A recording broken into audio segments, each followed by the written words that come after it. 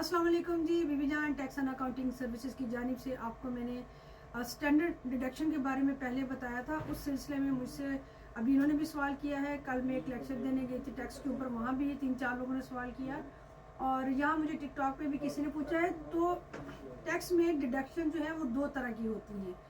Standard deduction वो होती है जो गवर्नमेंट आपको देती है, आपके पर्सनल एक्सपेंस कह लें। जैसे लोग कहते हैं जी हमारी जो हमारी प्राइवेट गाड़ियाँ हैं, घर है, मॉर्गेज है, किराया, तो हमें तो कुछ भी नहीं मिलता, जो हम कमाते हैं उस पर टैक्स लग जाता है। ऐसा नहीं है, इसको कहते हैं टैक्स ब्रेक भी कहते हैं। आपने सपोज अगर 100,000 कमाया है, नेट इनकम है, तो उसमें गवर्नमेंट आपको जो इस साल का रेट है, मैंने पिछली वीडियो में बताया था कि बहुत अच्छा है।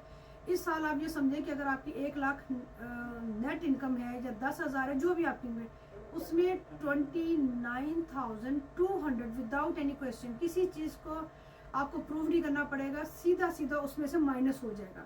ये है स्टैंडर्ड डिडक्शन।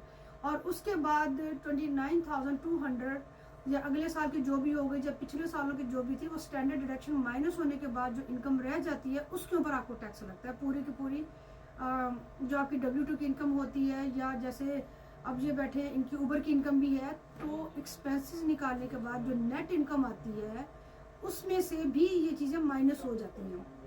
और एक होती है आइटमाइज, जैसे डिफरेंट आइटम्स होते हैं। जैसे कुछ लोग कहते हैं जी ये हमारा घर है, तो ये हमारे घर का प्रॉपर्टी टैक्स है, हमारे घर का मॉर्गेज इंटरेस्ट है, हमने ये चीज़ खरीदी है अपने घर के लिए या अपने बिजनेस या जॉब रिलेटेड, हमें ये चीज़ चाहिए थी और हमें ये हमारे एम्प्लॉयर ने रिइम्बर्स नहीं की।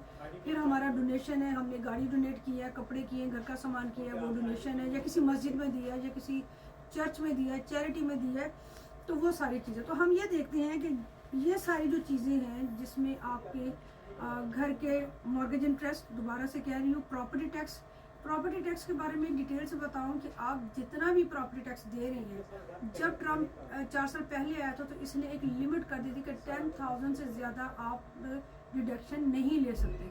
और इस चीज़ का नुकसान न्यूयॉर्क में, लॉन्ग आइलैंड में रहने वाले लोगों को बहुत हुआ था, क्योंकि वहाँ पे प्रॉपर्टी टैक्स बहुत हाई होता है। 20-25 हज़ार तो एक अच्छे इलाके में एक आम से घर का प्रॉपर्टी टैक्स होता है, तो उसकी लिमिट 10,000 कर दी गई थी। तो अब हम ये देखते हैं कि ये प्रॉपर्टी टैक्स, मॉर्गेज इंटरेस्ट या आपका डोनेशन या कोई और ऐसे जॉब रिलेटेड एक्सपेंसेस हैं, वो मिलाकर ज़्यादा बन रहे हैं या स्टैंडर्ड डिडक्शन। क्योंकि स्टैंडर्ड डिडक्शन में आपसे कोई आईआरएस सवाल जवाब नहीं करता, क्योंकि ये सीधी सीधी गवर्नमेंट की तरफ से एक ब्रेक है। तो जो दोनों में ज़्यादा होती है हम उसको लेते हैं। अगर आपकी एटमाइज डिडक्शन 29,200 से, इस साल की बात करूँ, ज़्यादा है, तो डेफिनेटली हम उसको लेंगे। अगर आपके एक्सपेंसिव जो आप कहते हैं, अभी इन्होंने मुझे बताया कि इन्होंने काफ़ी चीज़ें डोनेट की हैं, चैरिटी की है, घर है, चीज़ें, लेकिन वो सारा मिला के 29,000 से कम है, या 29,200, जितना भी बराबर भी होगा या $100-200 ज़्यादा भी होगा, तो हम उसको नहीं लेते।